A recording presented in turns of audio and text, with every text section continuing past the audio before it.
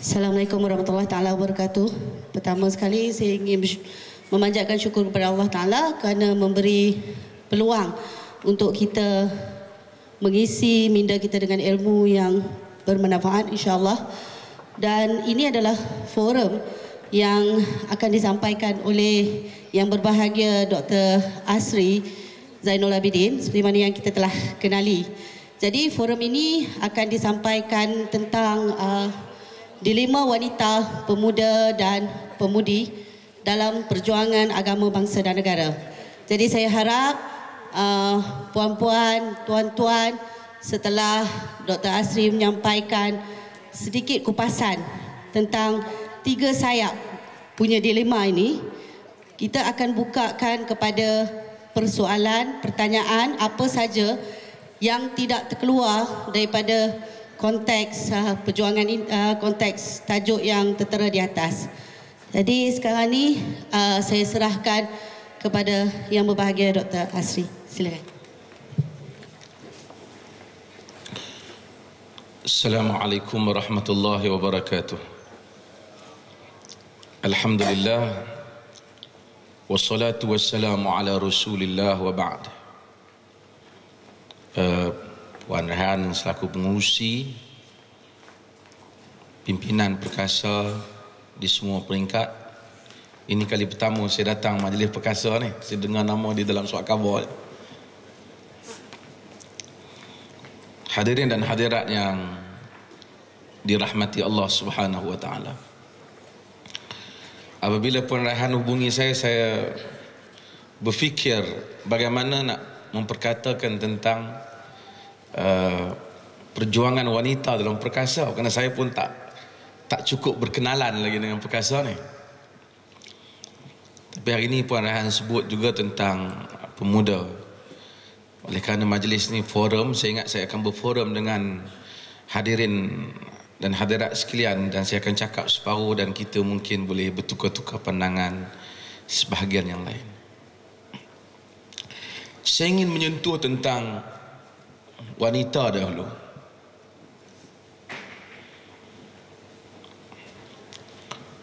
Satu perjuangan yang paling payah untuk dilakukan oleh sesiapa pun ialah apabila kita memperjuangkan sesuatu pada suatu zaman dan masyarakat yang menafikan perkara tersebut.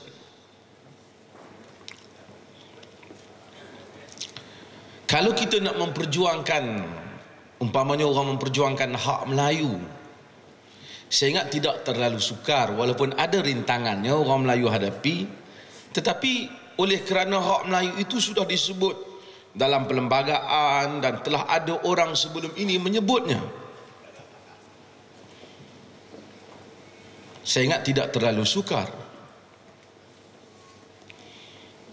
Tetapi Nabi SAW ketika memperjuangkan tentang hak wanita, ketika itu dunia keseluruhannya, bukan saja masyarakat Arab, dunia keseluruhannya tidak mengiktiraf hak wanita itu pada taraf yang sepatutnya. Masyarakat Arab, semua kita yang belajar pengajian Islam sikit sebanyak akan tahu bahawasanya bagaimana mereka menanam anak perempuan mereka apabila lahir kerana mereka rasa malu.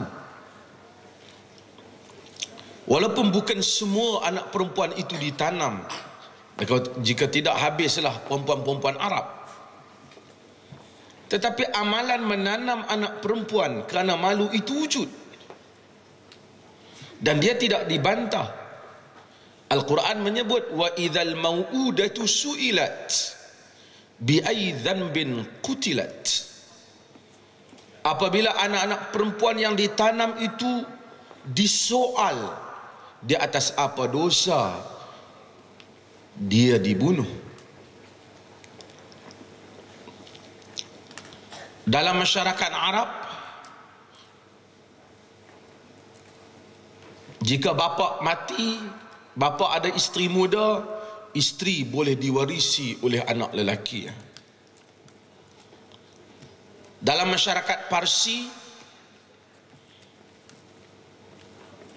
anak perempuan dikawini oleh bapaknya dianggap satu kemuliaan. Hari ini yang kita anggap sebagai sumbang mahram. Dalam masyarakat itu kita tahu bahawasanya jika seorang suami membunuh orang, balasannya ialah istrinya akan dibunuh. Bukan dia yang kena bunuh, isteri dia kena bunuh. Tuan-tuan pernah baca saya menulis dalam mingguan apabila ada beberapa peguam, ini bukan perkawaman tapi saya sebut ada beberapa peguam yang beragama Hindu yang mempertikaikan beberapa pengajaran Islam tentang wanita. Saya menyatakan bahawasanya dia lupa terhadap agama dia yang mengajar tentang sati, di mana apabila suami mati dibakar isteri bersama dengan mayat suaminya. Tak apalah suami dia mati, tapi yang dia kena bakar dia mati. Ini yang hidup-hidup letak di atas kayu bakaran tu dibakar. Apatah lagi dalam masyarakat Hindu ketika itu berkahwin dengan lelaki tua, tentu dah suami dia mati dulu. Dalam banyak hal lah kan. Dibakar. Sangat kejam. Orang-orang Hindu di India patut berterima kasih kepada Inggeris. Walaupun Inggeris merupakan penjajah mereka, Inggeris yang menghapuskan adat buruk itu.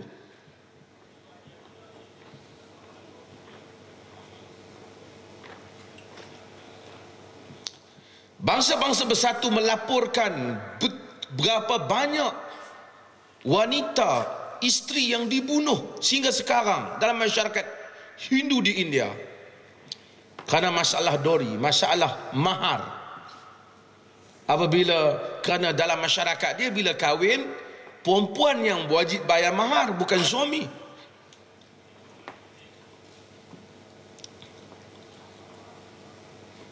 Wanita dalam banyak dunia semasa kedatangan Nabi sangat dahsyat. Tidak ada, kalau orang bercakap hari ini barat mengkritik Islam dan wanita dan seumpamanya, tapi kalau orang nak bercakap tentang siapakah pejuang yang sebenar yang membebaskan wanita, yang memperjuangkannya ialah Nabi Muhammad sallallahu alaihi wasallam.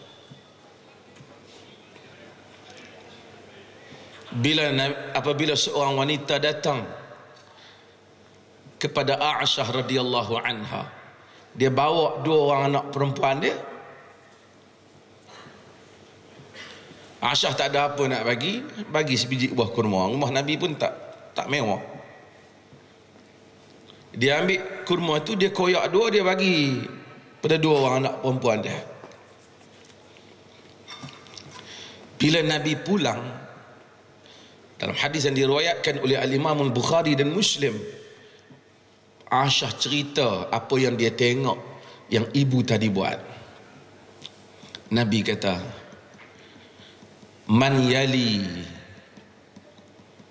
hadhil banat min amri hadhil banati syai'an fa ahsana ilaihin kun lahu sitran minan nar. Siapa yang menguruskan anak-anak perempuan ni, kemudian dia buat elok, anak-anak perempuan ini menjadi dinding antara dia dan neraka. Nabi apabila datang bukan masukkan isu wanita sebagai isu masyarakat, tapi masukkan isu wanita sebagai isu agama. Buat baik kepada perempuan itu ialah buat baik kepada anak perempuan itu bererti menjadi dinding antara bapa ataupun ibu dengan neraka.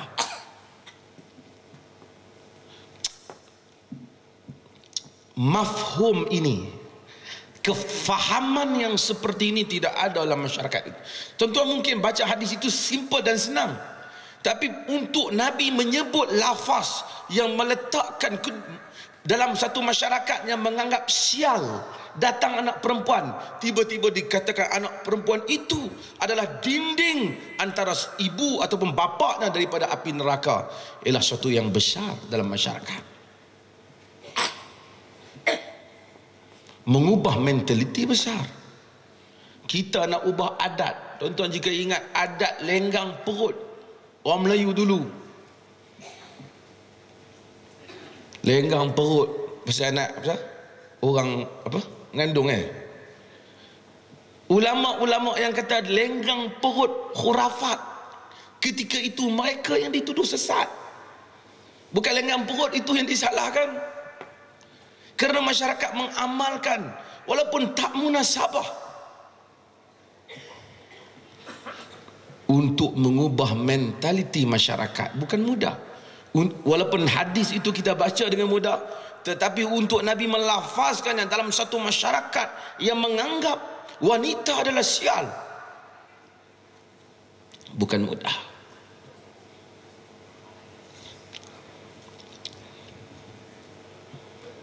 Dalam hadis yang diriwayatkan oleh Ibnu Majah, nanti saya cerita bab lain lah. Saya nak cerita sikit tentang perempuan ni pasal Puan Rehan dari depan.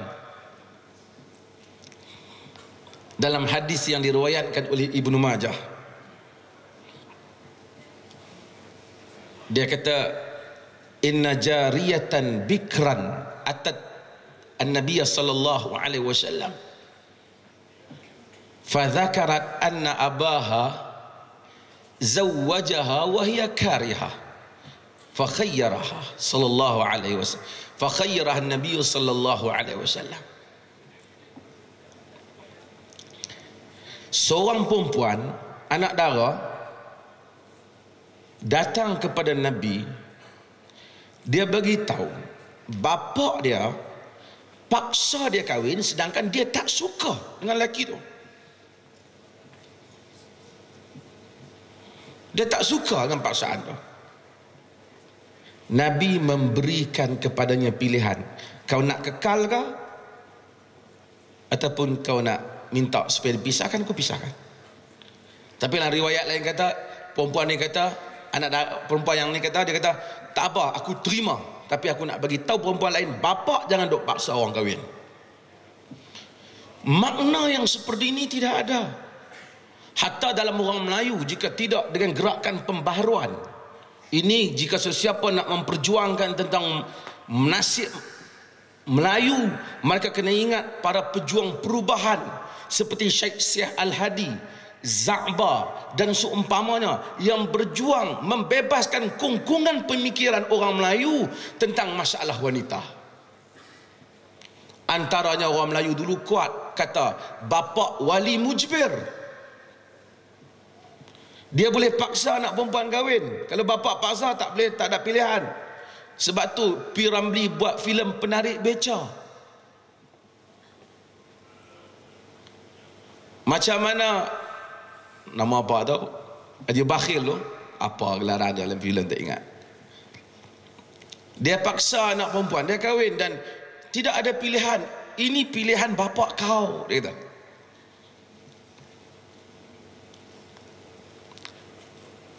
Dan terpaksa kita akur bahawasanya ia mempunyai kaitan dengan pemikiran orang Melayu tentang agama. Tidak salah orang Melayu menerima mazhab Syafi'i, tetapi yang agak tidak kenanya apabila mereka fanatik dan mereka rasa mereka tidak boleh keluar. Mazhab itu ialah aliran pemikiran. Di dalam Islam bukan Al-Imam Syafi'i yang hebat, itu bukan dia seorang saja yang jago. Ada Imam Ahmad, Imam Abu Hanifah, Imam Malik dan imam-imam yang lain yang juga hebat dalam sejarahnya. Mazhab lain, Abu Hanifah umpamanya melihat tidak boleh dipaksa orang kahwin. Kahwin dibina di atas cinta. Al-Quran menyatakan waja'alna bainakumul mawaddata warahmah. Dan kami jadikan di antara kamu itu kasih sayang dan rahmat. Perkahwinan di atas kasih sayang dan rahmat. Timbul pendapat di dalam mazhab Syafi'i kata bahawasanya bapa boleh paksa. Saya tidak mau condemn pandangan itu, tapi pandangan itu tidak memberikan keadilan kepada anak perempuan. Dr. Yusuf Al-Qaradawi yang Malaysia panggil hari itu menyebut dalam satu tulisannya, menyatakan, ini kata-kata dia, bukan saya kata, nanti kena tangkap dengan Jaiz pula. Ini dia kata bahawasanya jika sekiranya Al-Imam Syafi'i itu hidup pada zaman sekarang dan dia melihat bagaimana wanita zaman sekarang sudah terdedah pada pendidikan dan mampu untuk membuat pemilihannya sendiri dan tahu tentang latar kehidupan, tentu dia akan menarik balik pandangannya. Barangkali Al-Imam Syafi'i berikan pendapat itu pada zaman yang mana dia merasakan wanita tak tahu apa tentang kehidupan. Kalau dia buat pilihan sendiri, mungkin dia silap. Lalu diserahkan pemilihan pada kehidupan kepada bapaknya. Dan cara kebetulan bapak pada zaman itu pula ramai juga yang kebanyakan yang saleh. Imam Syafi'i hidup 150 tahun 150 sehingga tahun 204. Pada zaman yang masih lagi ada kesan pengajaran para sahabat dan seumpamanya, bapak baik-baiklah, ramai yang baiklah. Dan bapak zaman sekarang bukan tak baik, tapi ramai juga yang mata duitan. Mungkin akan kahwinkan anaknya kerana bisnes. Mungkin akan kahwinkan anaknya kerana dia berhutang. Mungkin akan kahwinkan anak. Kalau dia diberi kuasa untuk memaksa anak perempuannya kahwin, maka itu adalah sesuatu yang tidak adil untuk dia. Ketika itu para pejuang perubahan dalam masyarakat Melayu, Syekh Al-Hadi, Za'ba dan beberapa orang lagi yang bangkit menyatakan tak boleh paksa anak perempuan kahwin. Mereka dituduh sebagai sesat kerana mereka dianggap keluar daripada mazhab. Tapi sebenarnya mereka menyelamatkan wanita Melayu ketika itu.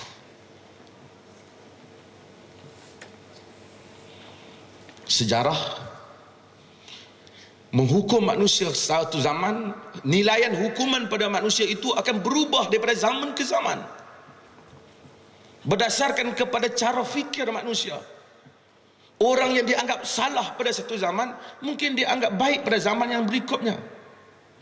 Mungkin jebat yang dianggap derhaka pada zamannya, jika dia benar wujud, dianggap perwira pada zaman kita.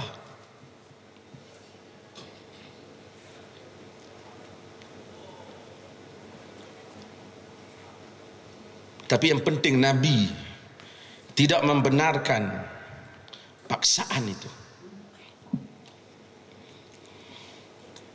Sikit lagi parahan sentuh tentang wanita ni. Saya kita pergi tajuk lain lah. Saya pun nak buka pada perbincangan. Saya selalu baca satu hadis, iaitu hadis isteri Qais bin Thabit.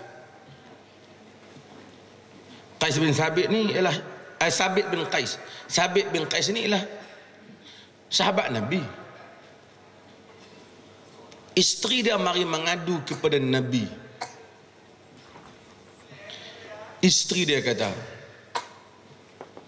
"Ya Rasulullah, Sabit bin Qais la a'tibuhu fi dinihi, la a'tibu alaihi fi dinin wala khuluq, walakinni akrahul kufra fil Islam."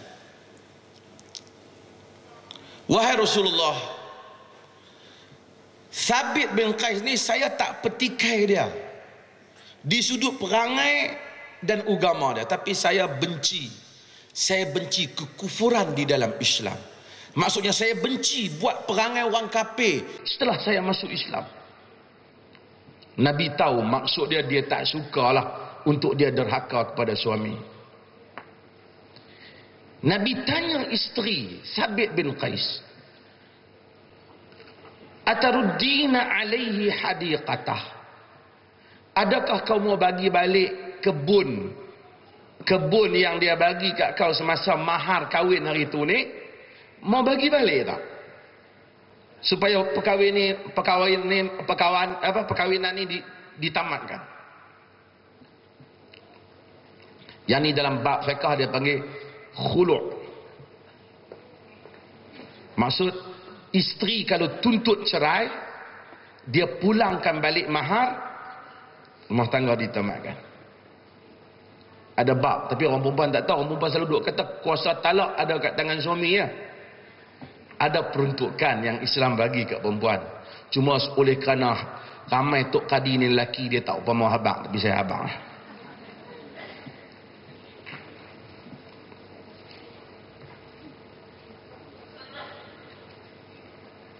Nabi tanya, kau mau bagi balik tak mahar? Dia kata, naam, aku bagi balik. Aku tak mau, ambil balik. Nabi kata kepada Sabit, ya Sabit, aqbilil hadiqah wa talliqha tatliqah. Wahai Sabit, ambil balik kebun kau dan kau talakkan dia. Mudah Nabi. Rumah tangga ni, untuk saya bukan galakkan orang cerai, tapi saya nak cerita rumah tangga ni bukan neraka hidup. Ramai orang kata bila kita pergi, ni saya cerita orang perempuan kan, bila kita pergi ke setengah, bukan semua pejabat agama lah, setengah pejabat agama kot, kata suami saya tumbuk saya, luku saya, tendang saya, ustaz tu kata sabar, jangan buat apa, dapat pahala, nanti Tuhan buat masuk dalam syurga. Kena tendang lagi sekali, sabar, lagi syurga nanti mai. Saya pernah tengok, Masya Allah, suami dia dah tak kerja, duk pergi tahan burung tau, burung tu kukuk. Isteri dia motong getah.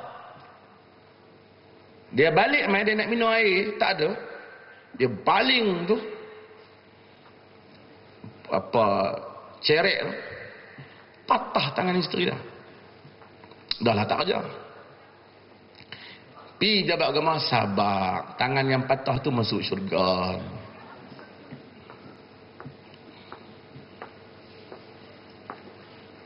Itu kezaliman.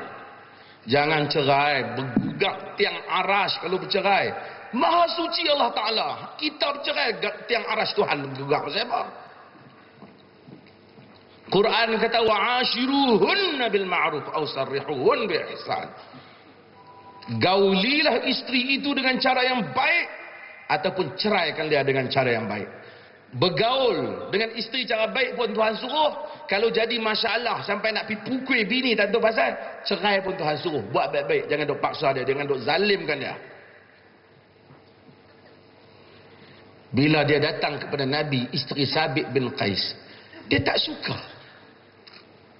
Saya ingat Ibnu Qudamah, seorang sarjana fiqh dalam mazhab Hambali, menyebut dalam kitab yang terkenal Al-Mughni, dia menyatakan bahawasanya hadis ini menunjukkan seorang wanita, isteri, apabila sampai satu keadaan dia dah tak dapat dengan suami dia, tak dapat hidup, tidak menjadi kesalahan untuk dia menuntut khulu'. Tak salah. Tak benar orang kata berdosa, tak betul dia kata. Kau ni tuntut. Nabi tak kata amboi hang ni mai tuntut cerai dengan suami hang. Hang tahu tak tu tutup tak masuk syurga, tak bau syurga tak buat kerja macam ni. Nabi tak kata. Nabi bagi peluang, Nabi suruh pula Sabit. Dia kata kalau dia kahwin dengan suami dia dulu, dia setuju, tak ada masalah. Kemudian suami dia berubah. Saya sebut dalam beberapa ceramah saya bang sebagai yang pernah dengar. Saya dapat satu email satu perempuan cerita. Dia kata dulu dia suka dengan suami dia, tapi suami dia lama-lama tak jaga diri. Duduk di rumah selalu tak pakai baju. Dia sangat malu, dia kata. Duduk luar rumah. Dalam email dia kata, sudahlah dia buncit, Ustaz. Dia duduk di luar rumah. Jiran-jiran lalu, saya sangat malu, dia kata. Kadang dia suka cakap dengan saya tengking-tengking. Tak boleh cakap. Dia tanya saya kata tak apa. Kalau habis, dia kata saya rasa tak boleh nak meneruskan hidup macam ni. Adakah saya berdosa? Saya hantar kat dia hadis Sabit bin Qais ni.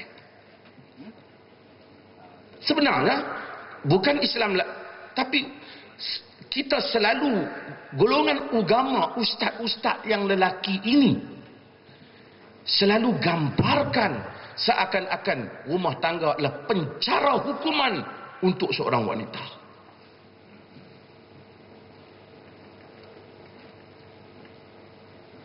Nabi tidak begitu. Lalu orang sangka kesalahan ini diletakkan kepada Nabi. Sama sekali tidak. Jika satu orang rasa bahawasanya dia mengadu dengan cara yang baik dan selesaikan masalah itu dengan cara yang baik. Islam dan kadang-kadang yang mencemarkan tentang wanita ini wanita sendiri. Berapa ramai bukan penceramah lelaki saja, tapi sebahagiannya ialah penceramah wanita juga. Terima kasih Ustaz. Ya. Diumumkan ketibaan Yang Berhormat Datuk Paduka Ibrahim Ali, Presiden Perkasa, merangkap Ahli Parlimen Pasir Mas. Terima kasih. Saya ucapkan selamat datang kepada Datuk Paduka Muhammad Datuk Paduka Ibrahim Ali, Presiden Perkasa. Saya lupa dia punya gelaran. Saya sedang ceritakan tentang wanita ni. Dan kadang-kadang mentaliti yang menyebabkan wanita itu dia anggap begitu rendah dalam keluarga ialah dicetuskan oleh kaum wanita sendiri. Saya banyak sebut dalam beberapa tulisan, dalam beberapa ucapan saya, kadang wanita lah yang menyebut hadis-hadis yang bukan sebenarnya daripada Nabi sallallahu alaihi wasallam yang menyatakan isteri yang baik itu isteri yang apabila suaminya pulang ke rumah, dibenarkan suaminya hidangkan air, hidangkan kurma, hidangkan rotan. Dia kata jika suaminya nak minum sila minum, dia nak makan sila makan, jika nak rotan dia pun sila rotan.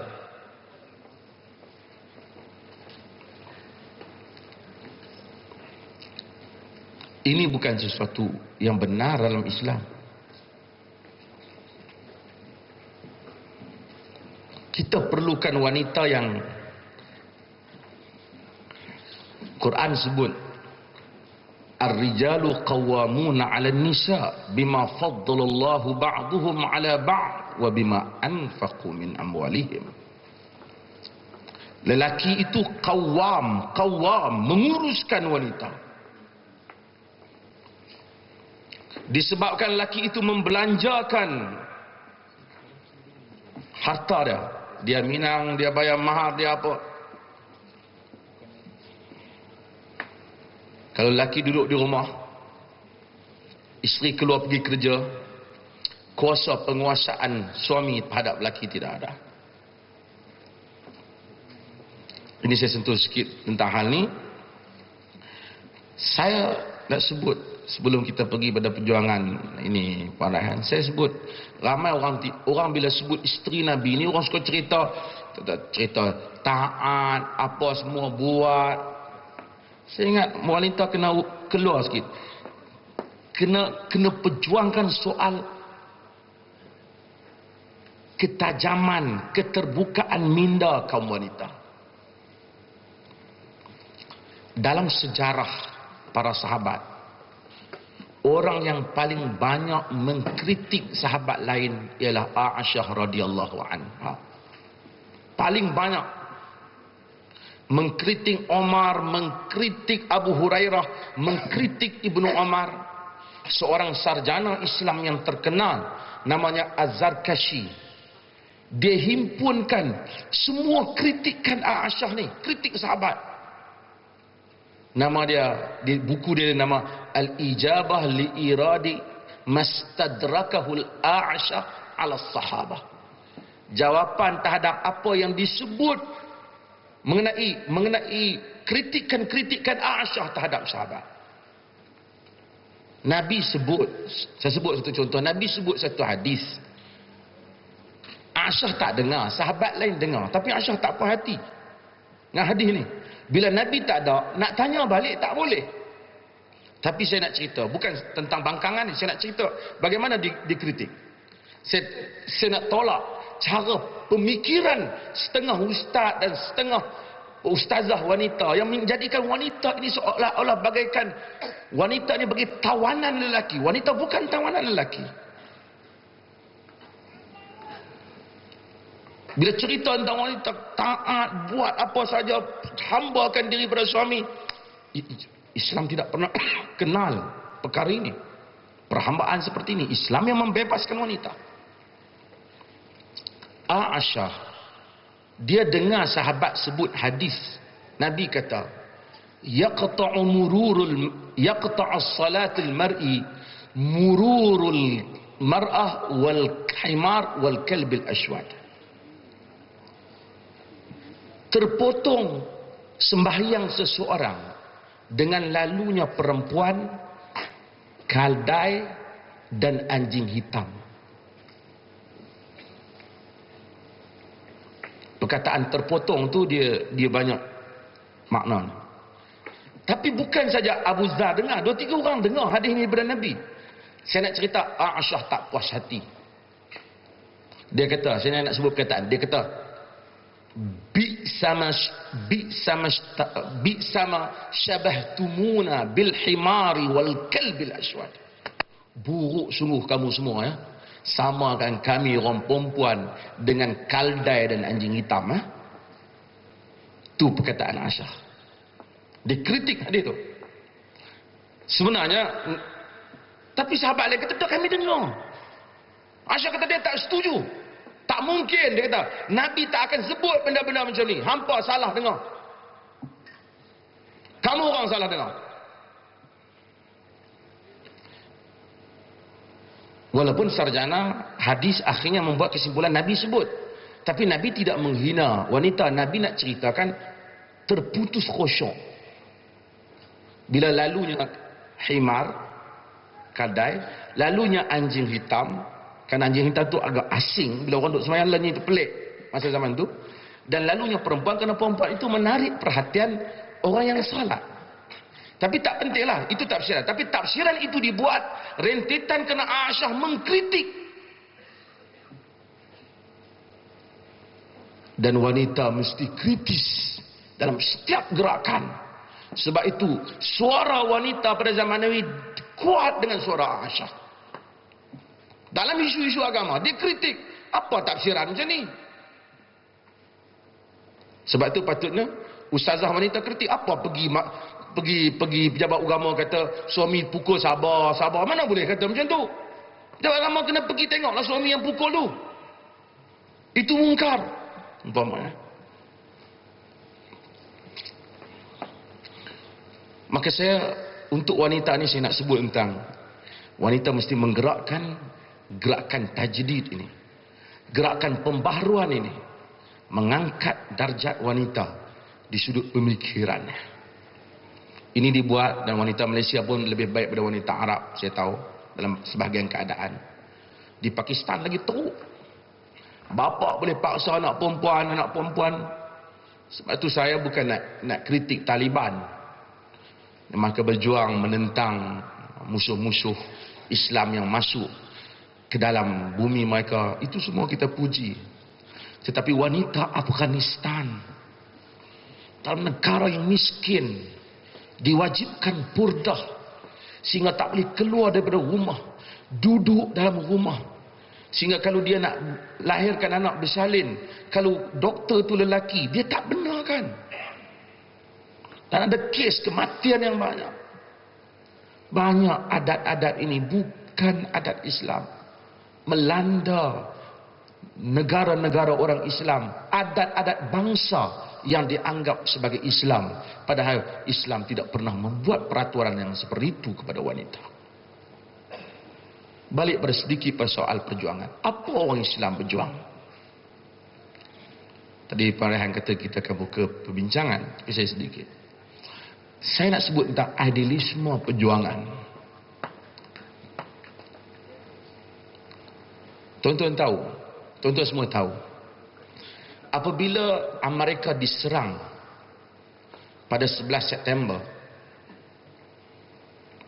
kita dengar nama Usamah bin Laden. Sebelum itu kita tak pernah dengar. Tuan-tuan, apa reaksi orang Islam apabila mendengar bahawasanya, tak tahu betul ke tidak lagi, tapi dituduh bin Laden serang? Apa tuan-tuan ingat lagi? Semasa itu reaksi orang Islam. Bukan orang Islam saja, seluruh dunia. Saya ingat lagi ramai anak-anak muda di Penang beli baju ada gambar Usamah bin Laden. Dan ramai orang saya tahu ketika itu bubuh nama anaknya Usamah. Itu semasa itu isu terorisme ini tidak kuat lagi. Semua seronok pasal Usamah berjaya bom mereka. Bukan orang kenal Usamah pun. Tetapi saya nak sebut sebab dunia Islam tidak ada pemimpin. Orang nak cari siapalah hero yang boleh muncul di tengah-tengah kesombongan Amerika ini. Dunia Islam tidak ada. Ahmadinejad, Syiah daripada Iran. Kita tak tahu dan kita tak setuju dengan pemikiran Syiah. Tetapi tuan-tuan tahu, banyak orang Islam menaruh harap kepada Ahmadinejad. Bukan kerana kita kenal dia, bukan kerana kita kenal agama dia, tapi kerana dia boleh bangkit untuk menghadapi Amerika. Sama ada betul atau salah, itu persoalan yang kedua.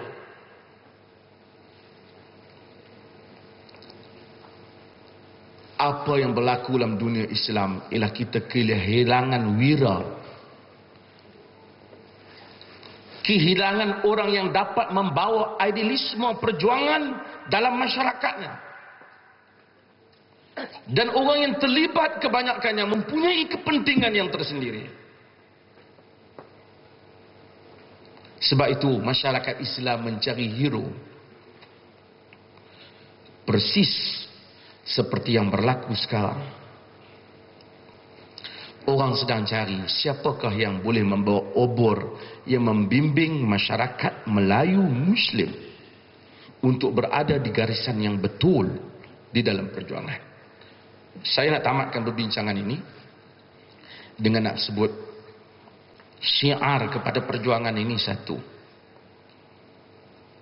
Syiar yang disebut oleh Rib'i bin Amir bila ditanya oleh Ketua Turus Angkatan Tentera Parsi bila melihat Rib'i yang berpakaian selekeh itu. Bukan dia menselekehkan diri, ketika itu perang, dia pun bukan orang besar, hanya dihantar oleh Ketua Turus Tentera, seorang sahabat yang kecil. Tapi bila ditanya dia, kenapa kamu datang, apa yang sedang kamu berjuangkan, Rib'i menyebut beberapa ayat yang ringkas tetapi mengandungi makna keseluruhan kepada inti kandung. Allahu bta'athana linukhrija man syaa min ibadatil ibad ila ibadatillahi wahdah min jawril adyani ila adlil islam wa min diqid dunya ila si'atid dunya wal akhirah. Allah yang menghantar kami. Dia tak kata Sayyidina Umar yang hantar kami, walaupun dia tentera di bawah zaman Umar. Allah yang menghantar kami untuk kami mengeluarkan sesiapa yang Allah kehendaki daripada mengabdikan diri sesama hamba kepada mengabdikan diri hanya kepada Allah,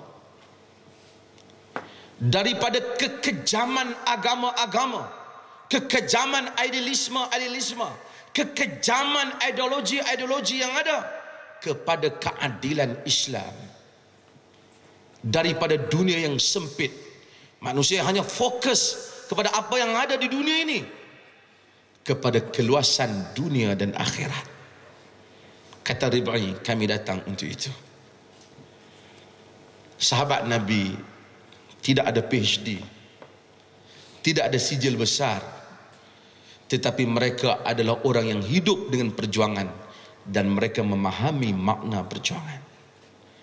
Kita ramai yang baru nak berjuang, alhamdulillah. Sebahagian tu buat berjuang, dan sebahagian kita ini sebenarnya meminggirkan diri daripada memperjuangkan sesuatu yang merupakan tanggungjawabnya dalam agama. Terima kasih banyak. Nusi. Sekian, wassalamualaikum warahmatullahi wabarakatuh. Terima kasih banyak-banyak. Dr. Asri. Tadi Dr. Asri telah terangkan banyak tentang wanita, mungkin kerana dia nampak berat sebelah kot, banyak sangat wanita dekat sini. Sebenarnya apa yang kita nak rangkumkan di sini adalah tentang forum dilema setiap sayap ni tentang nak mengangkat perjuangan agama bangsa dan negara. Jadi doktor, saya ingat saya nak buka, tapi sebelum saya buka saya nak tanya soalan dulu, nak bagi wanita, nak merangsangkan wanita sedikit. Jadi soalan yang selalu bermain dalam wanita ni adalah tentang bila orang lelaki kata charity begins at home, kebajikan bermula dari rumah. Jadi dekat sini ramai pejuang-pejuang wanita yang masuk NGO, yang nak berjuang, yang tapi serba salah. Dia dalam dilema sama ada macam mana pengurusan masa, macam mana pandangan masyarakat terhadap wanita yang banyak ber-NGO ni. Jadi doktor tolong kupaskan sedikit tentang wanita dulu. Okey. Terima kasih. Kita ni orang Melayu Islam, dan kita tahu salah satu ciri penting agama ini ialah dia bersifat tawazun, dia balance, dia tak berat sebelah. Kalau kita, maksudnya kita kena tunaikan semua hak ni. Kalau kita jadi pejuang luar rumah, kita tinggalkan suami, nak pejuang lelaki-lelaki lain dan wanita lain, sedangkan suami kita biarkan, anak kita biarkan, tidak seimbang, tak adil kita. Dan siapa pun tidak dapat respect seorang pemimpin yang bercakap tentang soal akhlak, soal apa muda-mudi, tetapi anak dia jadi perompak umpamanya, jadi kita tak dapat terima. Tetapi kalau kita ada tenaga yang hebat, wanita ada kelebihan, duduk je di rumah, tak tolong pula perjuangan orang lain, juga tidak wajar. Bagaimana kita nak imbang perkara ini? Maka kena ada prioriti dah. Saya sebut ni kepada semua orang perempuan lah, adil. Pertama, bila dia nak keluar rumah ni kena ada, orang kata rumah tangga ni ketuanya sama-sama, suami pun ketua, isteri pun ketua. Tak betul. Seorang je ketua, suami ketua. Orang kata nak seimbang, tak boleh. Dalam negara kita pun ada seorang je Perdana Menteri, tak boleh dua. Kalau kita buat dua Perdana Menteri, pening kita. Mesti ada satu orang kuasa pemutus. Oleh kerana kita berkahwin dengan dia tu, kerana kita setuju dia jadi ketua kita. Macam kita undi pilihan raya juga. Dah kita yang pilih dia ketua, artinya kita terima pinangan dia, kita pilih dia ketua. Dia ketua kita lah. Bila dia kata hari ni kau kena duduk di rumah, anak kita nak sekolah, dia kena duduk lah. Dan suami juga kena ada nilai yang sama. Takkan nak biarkan isteri dia yang mempunyai kualiti, mampu bekerja di luar ni duduk kat rumah saja. Kena cari masa dia boleh sumbang di luar. Kena balance. Benda ni kena adil. Saya takut, saya tengok ramai orang merungut. Dia kata, isteri aku aktif, aku makan, minum tak ketahuan lah. Ini tak mungkin. Orang utara kata, tak menentu makan minum dia. Tak mungkin. Berikan hak kepada setiap yang berhak. Saya minta kepada pejuang-pejuang wanita ni, dia mesti best sebagai ibu, best sebagai isteri, kemudian dia jadi pejuang yang bagus lah. Jika suami dia kata serabut betul lah, dia duk terlibat dengan perjuangan apa pula dah ni, ini memang tak patut lah. Memang tak betul. Terima kasih doktor. Jadi saya nak bukalah ruang kepada wiranita, wirawati dan juga wira untuk bertanya apa saja soalan, sebab saya rasa kita dah banyak mendengar tentang apa yang nak disampaikan pada Dr. Asri. Jadi silalah, kita ada mikrofon di depan dan kita terbuka kepada apa saja persoalan untuk Dr. Asri.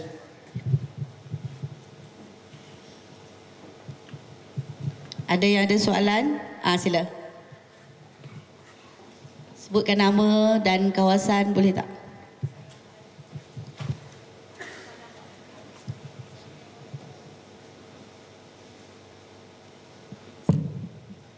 Assalamualaikum kepada semua yang hadir.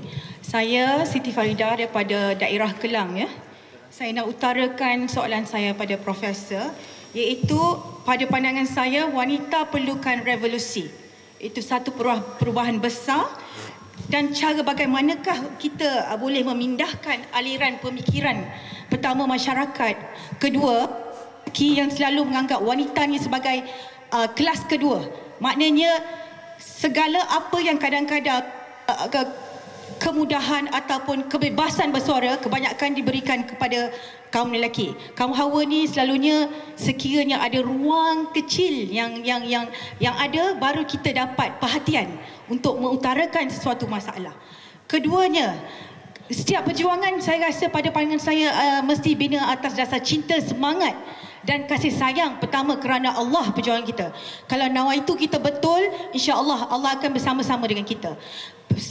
Dia punya vital point kat sini saya nak tanya Profesor tentang convergent line kita, iaitu satu titik perpaduan kita. Macam mana kita nak menyatukan wanita. Sebab apa? Kadang-kadang bila kita ada banyak idea, bila kita dapat meluahkan beberapa idea, kita disekat. Sebab apa? Pemikiran yang lama masih menyekat lagi perubahan yang baru. Terima kasih.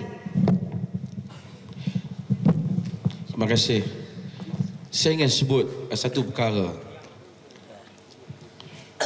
Bila nak orang Melayu, bila ini kita ramai Melayu lah di sini. Bukan, kalau ada bukan Melayu pun okey. Orang Muslim, orang Melayu Muslim. Tak apa, biar tu. Nanti siapa nak tanya dia ambil. Orang Melayu Muslim, dia tidak boleh, kita tak boleh pinggirkan satu unsur penting di dalam hidup dia, iaitu agama. Bila kita nak angkat perjuangan wanita, faktor elemen penting yang mesti dimasukkan ialah elemen agama. Tetapi masalahnya ialah apabila elemen agama yang dimasukkan itu ialah pemikiran agama yang tidak membantu kepada membangkitkan wanita. Saya kadang-kadang kerana persepsi, cara fikir dan seumpamanya, golongan agama itu sendiri. Ini saya ada satu poin yang saya nak pergi, penting. Sebab itu perlunya di kalangan wanita ini pemikiran agama yang ke depan. Saya kadang-kadang sebut tadi, isu-isu yang saya sebut tadi, bagaimana layanan. Dulu saya masih di Perlis, saya sebut pejabat agama. Jangan jadikan bila wanita itu dia masalah.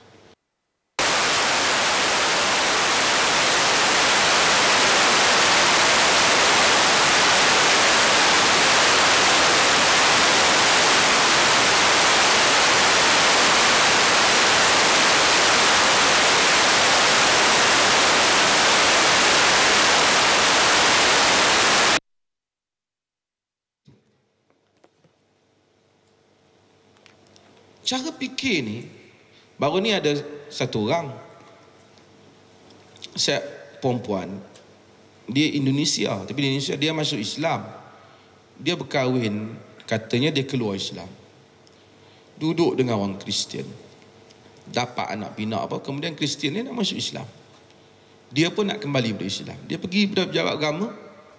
Pejabat agama kata, tak boleh, anak-anak ni semua anak you, anak haram, suami you kena tahan dulu. Dia nak mari masuk Islam, dengan dia pun nak ditahan, dan dia tak jadi. Kemudian alhamdulillah saya hantar sahabat-sahabat pergi, bagi dia masuk. Dia orang tak mahu iktiraf dia masuk, kita iktiraf dia masuk. Okay, dia mengucap, kita kira dia Muslim, kita saksi dia Muslim. Soal dia dengan Allah Ta'ala berapa kelemahan, semua orang ada kelemahan. Tapi ini cara fikir kita yang menyebabkan banyak masalah wanita tak selesai. Dan saya tak mau cakap lagi cerita kes tangguh talak di mahkamah sehingga 7-8 tahun. Yang saya daripada dulu bising, sehinggalah mahkamah pula tangkap saya. Saya bising mahkamah syariah daripada dulu. Saya memang tahu, mereka memang tahu, dan mereka memang saya tahu sangat marah kat saya dengan isu ni. Beberapa kali saya dalam mesyuarat memang berkutuk saya kerana saya selalu kata benda, dan saya akan terus kata, Nabi tak benarkan talak isteri semasa haid. Tak mau dipanjangkan tempoh iddah. Tapi apabila berlaku kes talak, seorang perempuan mengadu ke mahkamah, 7-8 tahun tak selesai, sedangkan suami dia dah kahwin 3-4 orang anak dah. Dia kalaulah umur 28, kalaulah umur 27, 5-6 tahun kes dia duk tertangguh, pergi balik, bekas suami tak datang mahkamah, ataupun yang suami yang kata talak tak datang. Di mana dia nak tahan perasaan mudanya itu? Bila kita mengadu, bising, dia kata intan ni asyik duk bising kat mahkamah syariah. Ana bising kat mahkamah syariah sebab ini bidang saya.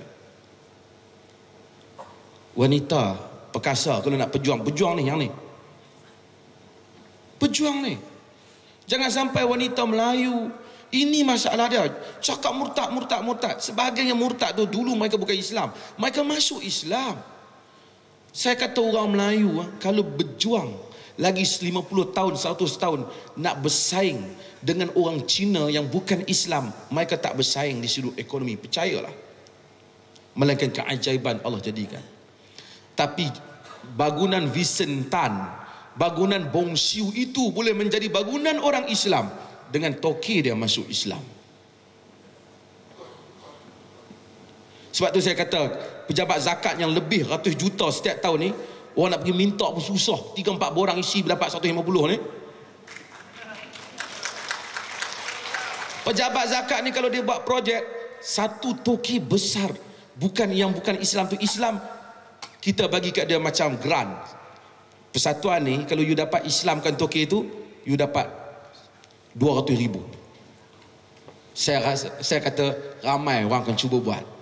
Pergi, you dapat ni, siapa berjaya Islamkan dia, pergi bagi dia bahan Islam, bagi dia buku, pujuk dia pun rasa Islam sangat baik.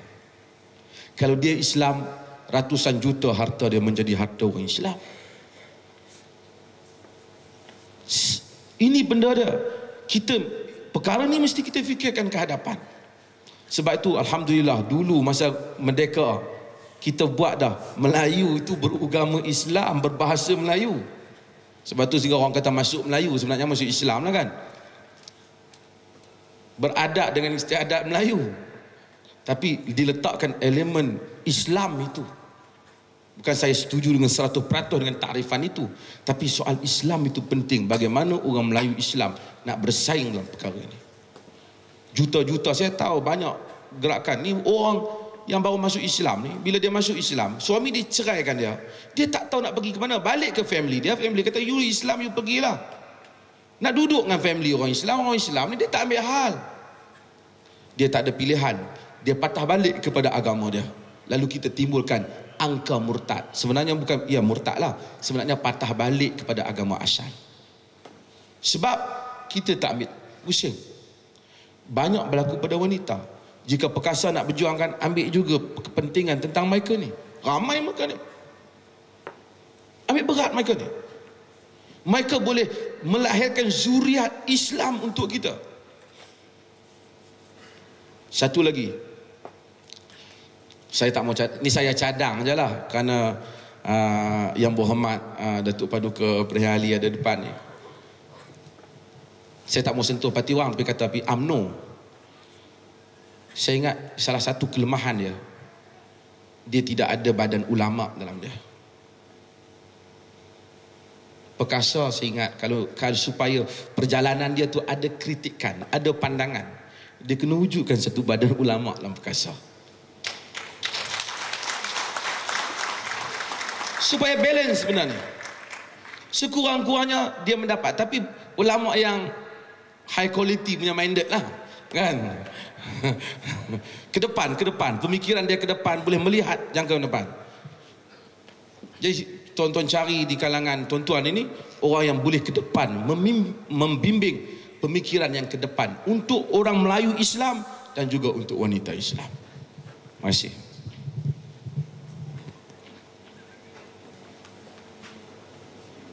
Terima kasih. Tadi mungkin sikit lagi doktor. Tadi ada wanita tanya tentang bagaimana untuk menyatu padukan wanita dalam perjuangan inilah. Terima kasih. Saya ingat orang perempuan ini faktor besar mereka. Orang lelaki tak lah kan. Orang perempuan ni, minta maaf lah orang perempuan kan. Orang perempuan ni emosi. Bukan emosi dia kuat. Nilai sentimental itu tinggi. Sebab itu orang yang paling cepat untuk terpengaruh dengan perjuangan yang bersifat sentimental ni perempuan. Mana-mana saja gerakan yang berjaya memberikan pujukan yang baik, dengan idea yang baik, pendekatan yang baik, isu-isu yang baik yang wanita rasa menjamin masa depan mereka, gerakan itu akan dapat menguasai majoriti suara wanita Melayu Muslim Malaysia. Percayalah. Jika tak percaya, kita boleh senaraikan isu-isu wanita yang mesti diperjuangkan dalam negara ini. Kerana sekarang kita tahu lelaki ramai yang mak rempit, ramai yang apa, lelaki Melayu. Dan lelaki Melayu yang rempit, yang lulus universiti, cucuk sendiri ni, apa ni, ramai ni. Mereka ni menggambarkan masa depan kita, dan mereka akan kahwin dengan ramai budak-budak, anak-anak perempuan Melayu, gadis-gadis Melayu yang banyak masuk universiti, lebih banyak daripada lelaki. Dan kita akan tengok berlaku terabai rumah tangga, pukul isteri, wanita hilang kerjaya, wanita hilang masa depan disebabkan ciri-ciri lelaki ni. Siapa yang akan menentukan supaya wanita kukuh pengaruh perubahan keadaan ancaman ini tidak akan menggugat nilai kualiti, kerana wanita sekarang lebih kualiti daripada lelaki kalau berdasarkan yang pergi universiti lah. Ini perkasa boleh buat. Pastikan menjamin kualiti masa depan perempuan, supaya dengan lelaki yang tak berkualiti yang sebahagiannya ini, orang Melayu ni, tidak akan merosakkan kualiti sebahagian wanita Melayu yang sedang meningkat. Satu agenda program yang lebih besar daripada apa yang dibuat oleh parti-parti politik, perlu dibuat oleh badan saudara-saudari sekalian. Cadangan saya lah. Terima kasih banyak, mudah-mudahan Allah Ta'ala rahmati kita. Sekian, Assalamualaikum warahmatullahi wabarakatuh. Boleh soalan? Okey. Terima kasih. Kita buka 2 je soalan. Saya minta kalau boleh wakil daripada Wira dan wakil daripada Wirawati, dan kita akan tutup forum ni lah. Silakan daripada Wira. Silakan.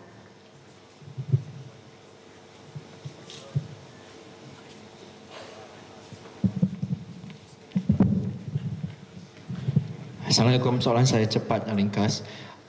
Al-Ghazali dalam kitab Ihya Ulumuddin berhujah bahawa bukan ahli politik yang merosakkan landasan masyarakat, tapi yang paling teruk sekali para ulama, para asatiza di zaman dia.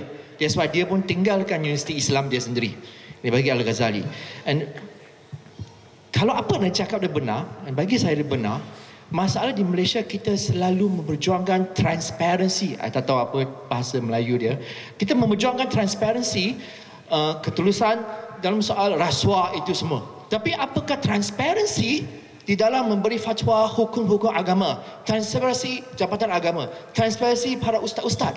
Jadi soalan saya pada doktor ialah, apakah sistem yang kita perlu wujudkan supaya idea-idea, opinion geng-geng ustaz atau ulama ini dapat di check and balance? Apakah sistem yang perlu diwujudkan di sini? Terima kasih. Boleh nyatakan nama? Nasir PJ Mali. Ini anak Tun Rahman Yaakob. Bila kita cakap soal politik, sebenarnya ia adalah soal persaingan kuasa. Persaingan menguasai pengaruh dan kedudukan. Ulama juga sebenarnya, golongan agama juga dalam masyarakat Islam, mereka hakikatnya berpolitik. Walaupun mereka tak sebut mereka nak dapat jawatan yang berhormat ataupun kerusi mana-mana, tapi mereka bersaing untuk mendapatkan pengaruh. Sebab itu kita tengok tangkis menangkis, tikam menikam di kalangan golongan ulama agama juga bukan sedikit berlaku. Kalau ada 2-3 orang untuk imam kat kampung, untuk imam satu cahting tak, imam kedua, berlaku. Sebab dia soalnya ialah soal kuasa. Orang selalu tafsirkan kuasa ni bila dia jadi yang berhormat. Tak. Itu soal kuasa. Dan itu realitinya. Sebab itu di kalangan golongan agama, sejak dahulu mereka berlaku hal ini jika tidak diawasi. Imam Bukhari dihalau keluar daripada kampung halamannya. Ramai imam yang dipukul, disebab dan seumpamanya. Tapi saya nak sebut satu perkara. Agama ada kekuatan besar dalam negara ni. Saya sebut benda ni berulang tempat, tak tahu berapa kali dah. Cuba bayangkan, orang Melayu ni, Islam ni, kalau kita kumpulkan zakat semua negeri, bilion tau. Saya tak mau tanyalah, tapi bilion lah. Yang lebihan tu jangan tanya. Kalau bilion ini dibuat dengan terarah untuk membangunkan ekonomi dan kekuatan orang Islam. Ini bukan zakat ni, bukan bagi ambil balik. Imam Syafi'i kata kalau nak betul-betul ikut masyarakat, beri sampai kaya. Saya buat contoh zakat. Ni kita bulan puasa, makcik tu tunggu daripada pukul 9 sampailah bukit 3 petang, dia pun naiklah ambil 150. Yang kalau dia pergi kerja mungkin dia pun dapat 50 kot. Lebih untung 100 kot. Rumah dia duduk buruk situ, zakat kita lebih. Jika zakat digerakkan, ini peranan golongan agama supaya bercakap jujur dalam masalah ini. Jika zakat disusun dengan betul, wang di Baitul Mal disusun dengan betul, agama berfungsi dengan baik, saya ingat banyak perkara dapat diselesaikan. Rosaknya orang politik ini kerana beberapa golongan agama. Pertama, kelompok ulama yang kaki mengampu. Satu, dia kerja mengampu ya. Pantang orang besar cakap, dia kerja nak mengampu. Takkan itu yang saya selalu katakan, gaya orang besar nak cakap betul, sehingga orang tu, orang politik yang besar pun terpaksa tanya apa yang betul. Yang akan dicakapkanlah itu yang betul. Punya teruk. Satu kelompok. Kedua, ulama yang kerjanya kerja maki ya. Apa pun dia kerja nak maki. Semua tak betul. Dia kira kalau orang cakap macam ni, dia mesti nak cakap macam lain. Nak bagi jadi tak betul. Ini satu masalah. Kita memerlukan pemikiran agama yang sederhana, yang ikhlas. Masa betul katalah betul, masa tak betul katalah perkara ini perlu dibaiki. Jika golongan agama memainkan peranan yang demikian, maka Islam selamat di Malaysia. Sekarang kita tak tahu ulama mana nak ikut. Nak ikut ulama PAS, nak ikut ulama UMNO, nak ikut ulama PKR. Beritahu. Isu perkasa buat badan ulama perkasa satu bagi. Kita nak ikut ulama mana? Kita mesti ikut golongan agama yang bercakap betul. Tanpa mengira mesti dia buta warna, tapi dia celik kebenaran dan fakta. Terima kasih Doktor. Jadi kita teruskan kepada soalan last daripada Wirawati. Sebab Wirawati kena tanya soalan sebab banyak sangat YouTube. Kalau siapa tengok Wirawati tengok dalam YouTube, sampai ada satu, saya tak boleh sebutlah siapa pembangkang kata, kalau anak-anak dara masuk NGO, masuk politik, dia kata sah masuk neraka. Jadi cepat. Mana Wirawati, tolong apa saja soalan, mungkin Ketua Wirawati sendiri ke nak tanya Dr. Soari, macam mana keadaan kita untuk mengangkat perjuangan agama bangsa dan negara? Silakan. Wakil Wirawati.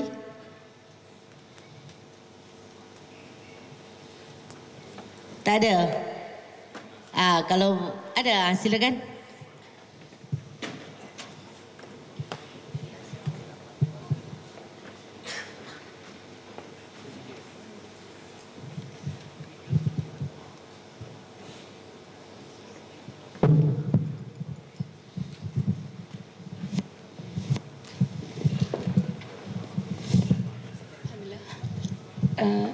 Terima kasih.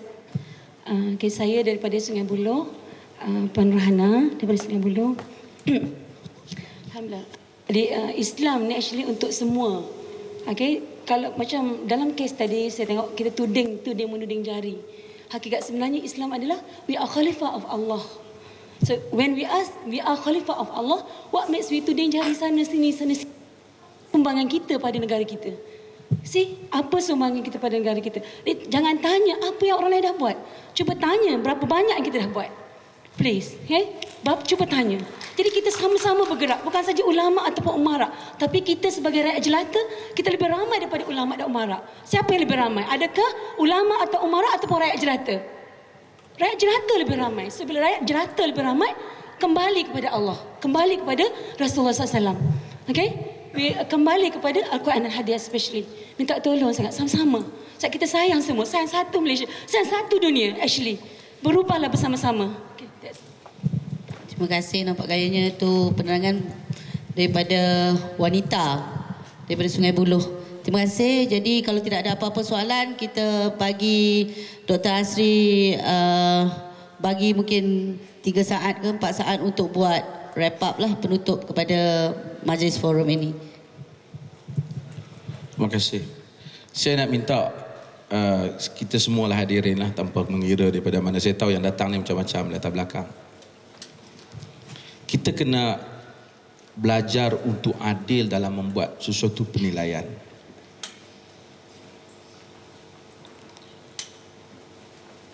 Jangan kerana manusia itu dia ada satu kesalahan, lalu kesalahan itu menyebabkan kita menghukum keseluruhan diri orang tu. Kadang-kadang kita datang, kita tahu dalam hadis Nabi pernah sebut tentang satu orang lelaki yang minum arak dan dia dipukul disebabkan minum arak. Ialah sebab dengan kain, dengan tangan begitu. Ada sahabat kata, yukhzikallah, Allah Ta'ala akan hina, akan rugikan kau. Tapi Nabi kata, la tasubbu fa inni a'lam annahu yuhibbullah wa rasulah. Jangan kamu maki dia kerana aku tahu dia sayangkan Allah dan Rasulnya. Ahli-ahli sarjana hadis berfikir macam mana Nabi kata dia sayangkan Allah dan Rasul sedangkan dia minum arak. Mereka bincang. Mereka kata benar dia minum arak satu kesalahan. Tetapi seseorang di akhirat, seseorang itu dengan satu kesalahan itu bukan bererti mewakili semua perkara. Saya suka masyarakat Malaysia ni, terutama yang Muslim, dalam nak menilai antara satu sama lain ni adil. Saya minta tolong kamu tu kan. Minta maaf lah kalau saya buat contoh yang ni tak berapa suka. Kadang-kadang ada orang dia kelemahan, misalnya dia tidak tutup aurat sempurna. Itu satu kelemahan dia. Tapi itu tidaklah mewakili bahawasanya semua benda dalam hidup dia buruk. Mungkin sedekah dia bagus, mungkin dia sembahyang, mungkin mulut dia bagus, mungkin dia bagi duit ke anak-anak yatim. Ada orang mungkin kita tengok kadang-kala ada beberapa ciri lemah, tapi dia baik di ciri yang lain.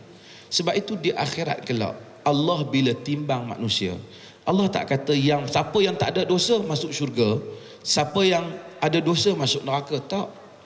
Islam kata faman thaqulat mawazinuhu fahuwa fi 'aishatir radiyah.